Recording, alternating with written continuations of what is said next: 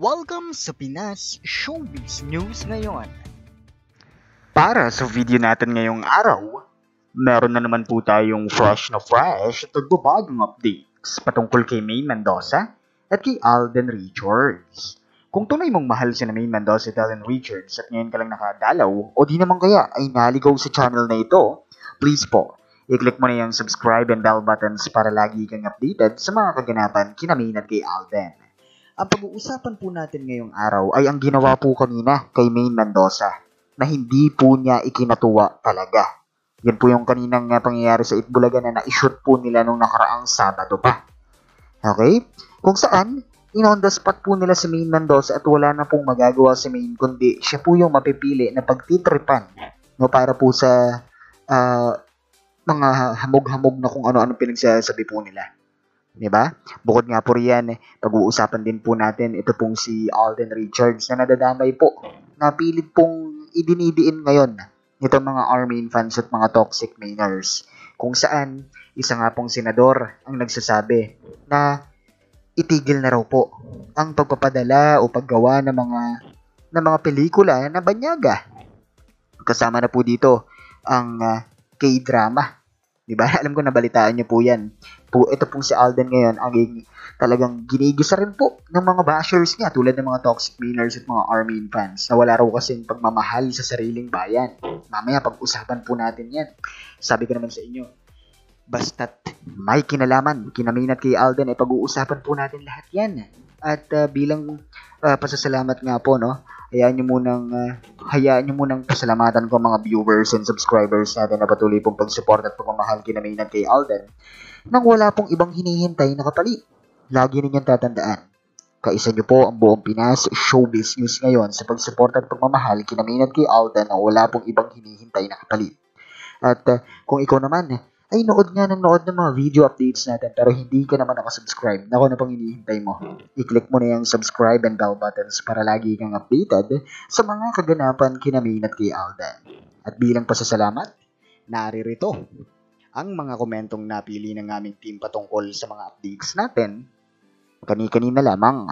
Unahin natin na naging komento ni Miss Adelia Day. Sabi niya rito, yes, Alden, hindi maganda na ipilit ang sarili sa kahit ano pang bagay.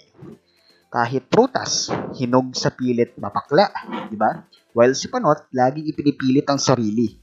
Alam namin matalino ka, matino ka, mabait, di nagpapaapak ng kapwa, no? Di nanguhusga.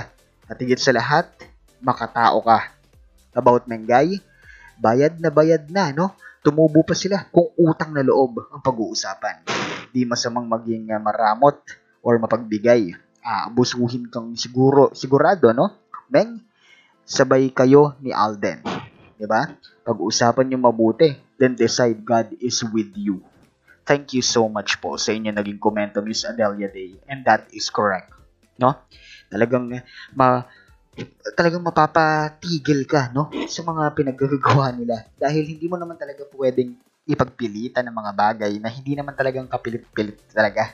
Diba? Tama po yung sinabi ninyo, yung mga prutas na pinipilit mahinog, iba po ang lasa. Ganon din po sa totoong buhay. Diba? Salamat po. At ang ikalawa naman natin komento ay mula naman po kay Miss Carian Drops 08. Sabi niya rito, grabe naman sila kay Maine. Pati video greetings niya para sa ADN hinaharang pa.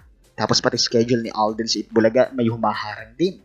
Sa mga pinapakita po, parang hindi mo na alam ang katotohanan sa hindi. Sana matapos na po ang sarswela. Parang birthday nung tae sa first week ng November. Sana walang greetings dun si Maine. Nako, ito nga ho ang gusto ko sa inyong sabihin. Tayo ho, no? Alam niyo naman po kung anong karakas nila. Alam niyo naman po kung anong sarswela nila. Kaya nga ngayon, sabi nila, kahit natahimik sila ngayon, alam po nila na pagdating po ng first week ng November, araw ng mga patay, araw din yan ni Panot. Okay. Araw ng mga patay, araw din po yan ni Panot. Parang, sinasabi nila, sanay na tayo dyan. Lahat ng pakulo nila dahil syempre, sarswela nila yan, dapat palakasin talaga nila yan at mapapalakas nila yan kung mabibigyan nila, no? Ng talagang napaka-malupit o malupitan pong pang-i-edit ng video o di naman kaya ng picture. Okay? Isa lang masasabi ko dyan, taon-taon na lang taon-taon na lang. Di ba? Taon-taon na lang po. Sanay na po tayo dyan. What to expect. Di ba? There's nothing new about them. At para naman po sa ikatlo nating komento. Ito naman po ay mula kay Miss Doris Latupan. Sabi niya rito, ganyan kabait ang isang Alden Richards. Kahit siya na mismo ang naagrabyado, napaka-humble pa rin. No? Pareho sila ng gay. Mag-asawa nga naman, maraming pagkakapareho sa pag-uugali. Napaka down to earth. Wala silang kayabang-yabang sa katawan, and it's true. Hindi naman pinipilit ni Tisoy ang sarili niya sa APT. Agree ako sa iyo, Mr. Pinas, Di naman kawalan sa kanya ang Itbulaga. Kung ayaw nila sa kanya, wala namang effect yan sa atin.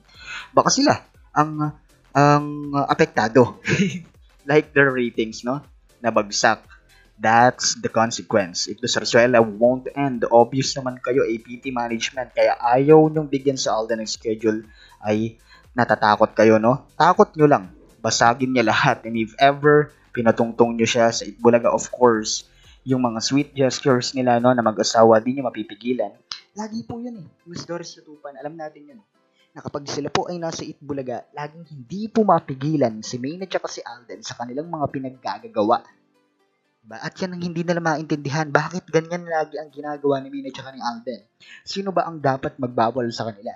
Sino ba ang dapat na magbantay sa kanila sa Itbulaga? Hindi nila makorek kasi live ang nangyayari sa Itbulaga. At pag live yon, makikita ng mga tao kung anong gagawin nila kay Maine at kay Alden. Diba? Di basag din ang Zarzuela nila. Ay nako. Maraming salamat po sa inyong mga komento. At ngayon, pag-usapan na nga po muna natin ito. Ito yung larawan kung saan na-frustrate si Maine Mendoza sa kanila. Kung saan ayaw na nga po na maghamog-hamog ni Maine. Pero siya po ay pinipilit pa rin ng APT management. Hindi lang po APT management, kundi yung mga kasamahan niya doon sa pangunguna po nila Maha Salvador at saka nila Miles. Kung saan, wala na nga po silang napili na iba na pagtitripan, kundi si Maine Mendoza. Sisiguruhin nga raw nila na this coming Saturday, si Maine Mendoza ang pinakapagod na pagod sa kanilang lahat. Dahil po, paghahamugin na naman po nila si Maine. Si Maine na nga po yung umiiwas, pero hamog pa rin sila ng hamog pagdating dito kay Maine Mendoza. Diba? Nakakalungkot man, dahil nonsense na nga ang ginagawa, hindi na nga natutuwa ang mga tao, gusto pa rin nilang ituloy. Diba? Tapos, bibirahan pa nila na bagay daw si Roro Madrid sa Itbulaga kaysa kay Alden. Diba? Bagay raw na i-partner dito kay Maine Mendoza. At para naman po kay Alden Richards, total nabanggit na rin naman natin siya, Siya po ang sentro ng ating mga updates. Alam naman po natin na si Senator Jinggoy Estrada ay nais pong ipahinto ang mga movies mula po sa iba't ibang bansa. Kasama na rito ang K-drama. Kung saan, ito pong mga army infants, mga toxic minors ay agree na agree. At binabash po nila ngayon sa Alden Richards. Kaya po nila binabash dahil po si Alden ay mayroon po ngayong teleserye na alam naman natin adaptation po ito ng Korean drama.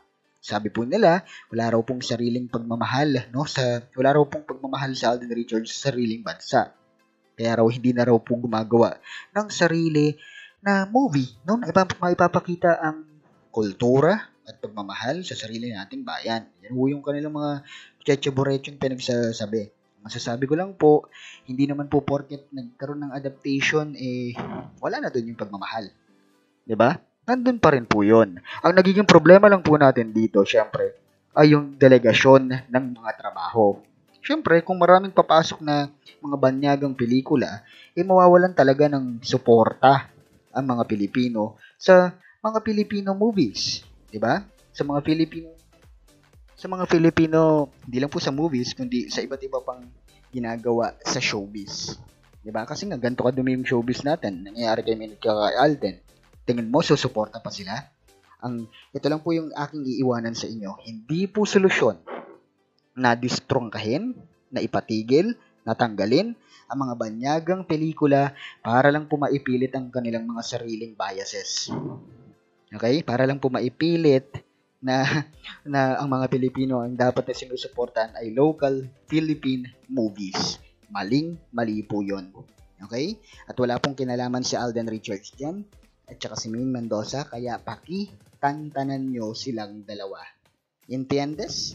Sana naiintindihan po nila yun, ano? Dahil nagtatagalog na nga tayo, hindi na nga tayo nagsasalita sa wikang Ingles para po mapagtanto nila na sila po yung mali.